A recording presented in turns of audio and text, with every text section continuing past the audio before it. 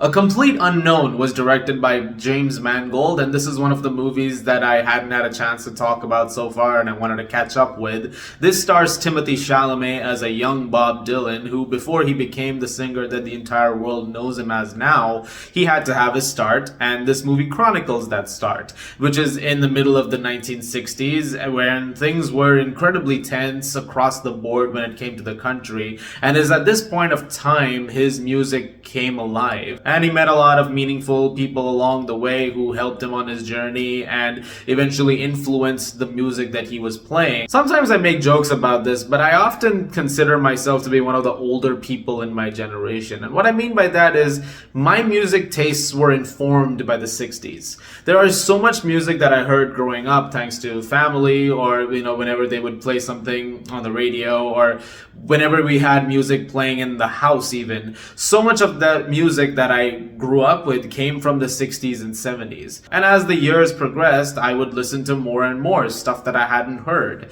So names like Bob Dylan and Johnny Cash are not exactly, new to me. When I think about those names, the music starts playing in my head almost instantly. Some of the greatest hits that Dylan has had over the years, they're already there. And so going into the movie, as I'm sure is the case with anybody who's a Bob Dylan fan, naturally you were already excited to see how the story would be told and how this would play out.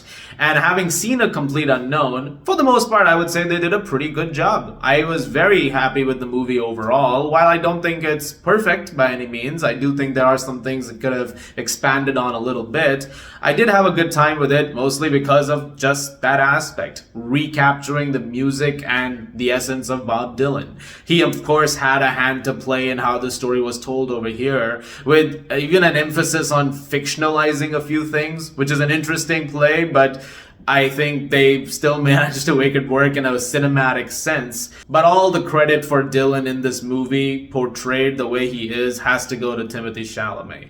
This kid is one of the generational talents we have right now. He is doing extraordinary work with every single movie that I've seen him in. You can see the posters behind me. I think he's done an outstanding job, of course, in Dune. But I think in A Complete Unknown, he is really sublime once again. As Dylan, he really disappears into that role. Not only is he doing a great job with the acting, and when it just comes to those moments where you get to see, the facade that Dylan is putting up sometimes crack and you see the man within it, but also the singing, which is done by Chalamet. He is singing those songs in the movie, and he does a really great job of doing those numbers, and that applies to the other cast members as well, particularly Monica Barbaro as Joan Baez and Boyd Holbrook as Johnny Cash. They're both singing in the movie as well, and all of them did a really good job. Of course, the music is great, and like I hearkened to earlier, if you're somebody who grew up with Dylan's music or just the music of the 60s, then a lot of this is going to sound really, really fun to you.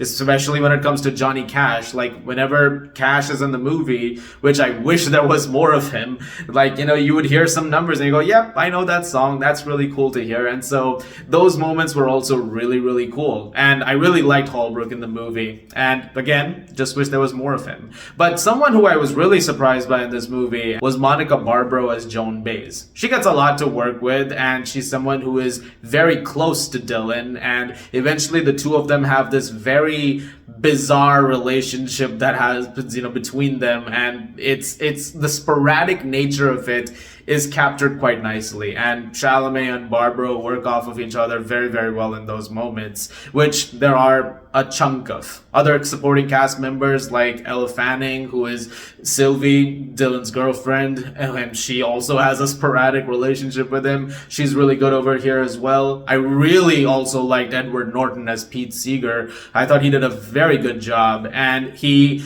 did a very good job especially and handling some of those and there are some moments with him that really just cemented the world of folk music, especially at the time, because things were changing. And so the idea of keeping music a certain way and, just trying to keep some stuff alive, some of that Seeger managed to do very well, while also connecting to what really mattered when it came to music. I'm not going to say too much because I don't want to spoil the movie in case you haven't seen it yet, but he's very good in it.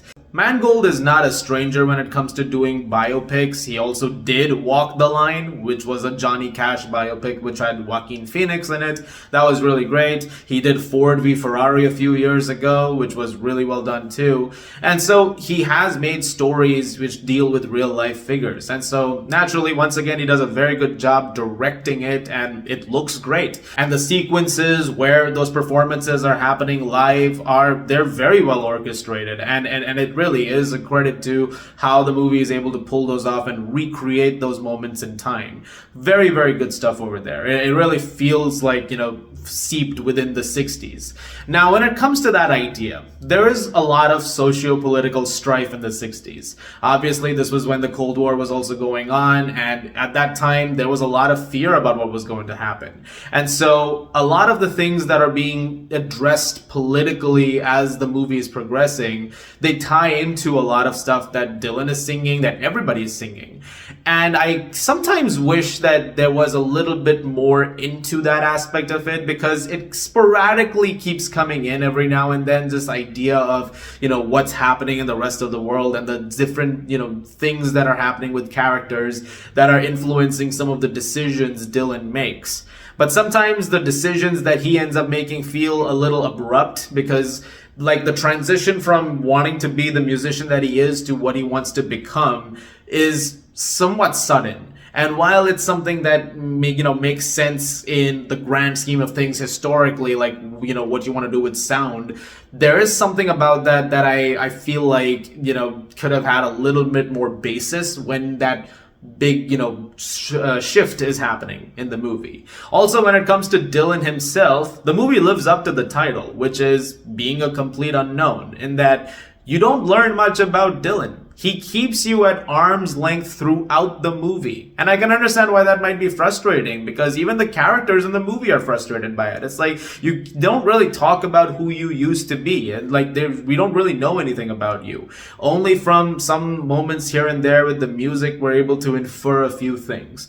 But this almost feels paradoxically by design. The movie is more concerned with making sure you can see the musical evolution of Dylan, rather than just keep looking at the man himself and going, yeah, this is what his past was like, this is his childhood home, born and raised and all that. They don't want to do with any of that, nothing to do with any of that. They want to keep it simply to this moment in time with Dylan. Now, that might work for some, that might not work for some at all. And I can understand if that's the case. But it is definitely something that I feel like the movie could have had a little bit more of, because again, by the end, there are things you wish you knew a little bit more about. That being said, for the most part, I was very happy with The Complete Unknown. I had a very good time watching it, and I do recommend checking it out. I think if you're a Bob Dylan fan, there's no way you don't enjoy this movie. Again, it's the amount of greatest hits they've put in here, especially from Freewheelin' Bob Dylan, like all of the early stuff that he was doing. You're gonna be very happy with that.